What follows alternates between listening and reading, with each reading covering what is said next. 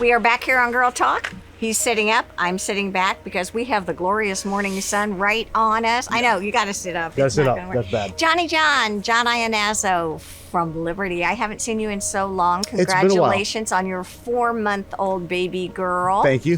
She's absolutely beautiful. Yeah, she's doing good. Is it wonderful? Mostly. It's having a baby again after 13 years. It's a lot, but it's good. He's got a 13-year-old and a 4-month-old, so that's got to be a lot of fun. Yeah. What are we talking about today? More power stuff. We're doing more and more motorized smart shades. Okay. Almost every day we're dealing with a different type, a different system, something with motorized shades. And I wanted to bring some of the options and show you some of the things we could do and some of the new things. Well, and again, before we even start on the shades, on motorized, one of the things that I feel comfortable saying is people are getting more used to the fact that motorized shades work, are easy, are convenient, and do their job. Yeah, everything in the house is becoming smart light bulbs, smart TVs, smart plugs. Yes. A lot of houses, new homes are being built that way with smart appliances. So smart shades is just the way to go. Exactly. All right, talk to us about what's new. Okay, so one of the newest things are how to power the shades. Okay. So for a while we had the traditional battery ones, AA batteries, runs up to 18 volts, so it's a lot of batteries. So the newest thing is a rechargeable battery wand. Oh. So now those don't end up in the landfill. Oh. You can just plug it in, we have a charger it plugs into, takes about 2 hours for a full charge, and then pop it right back in the shade and you're good to go. But that's huge, isn't it? Yeah, that's real big.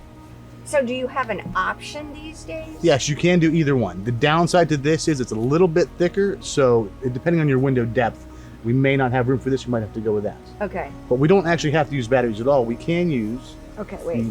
He's got me loaded up over here. The power supply. This is a 16 shade power supply. So this would install in your attic or electrical closet or somewhere else in the house. Good. And then the wires run through the walls like the rest of your low voltage wires. And then they plug into here, so this powers your shades, so you never have to worry about batteries. So can you do this in new construction and in renovation? Mostly new construction. Most people don't want to tear up their walls and their trim and run wires, that sort of thing. Okay. So if you are putting new windows in, it might be a good time to think about it. If it is a new construction, it's easy to run the wires. After the fact, if everything's done, the trim, the painting, the sheetrock, everything's done, probably want to go battery ones. One of the things, and you and I have dealt with it with my clients, is occasionally they'll be like, my window doesn't work. And what always happens is you end up going over. Yep. And it's typically 9 times out of 10, it's the batteries, or it's the batteries in the remote. There are also batteries in the remote. Okay. And I brought a couple different remote options too. I gave 2 of them to you. Okay. Those are wall mounts. This is the handheld remote. Okay, so tell me, wall mount, I don't know that I know this. Well, so this one has a magnet on it, so it will actually stick. Oh. So you can put it, if you have like a corner bead or put it in your refrigerator, really anywhere, you can just stick it right to it. Wow. That is a more traditional wall mount, so this center comes out. And this is actually a scene controller as opposed to a regular remote. Wait, what'd you call it? A scene controller. What's that mean? I will show you. So first this goes in here like that.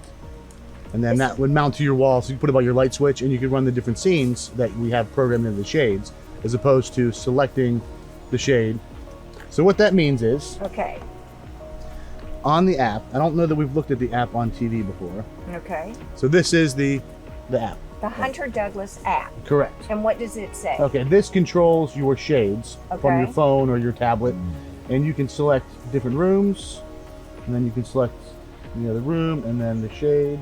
So I want to select baby's bedroom. Correct. And then you can select the shade, and then you can see what I'm doing here. Select all. And then you can raise and lower the shade. With your hand? Yep. See the little tab in the middle? I do see right here. Want to try it? There you go. Oh my gosh. Isn't that cool?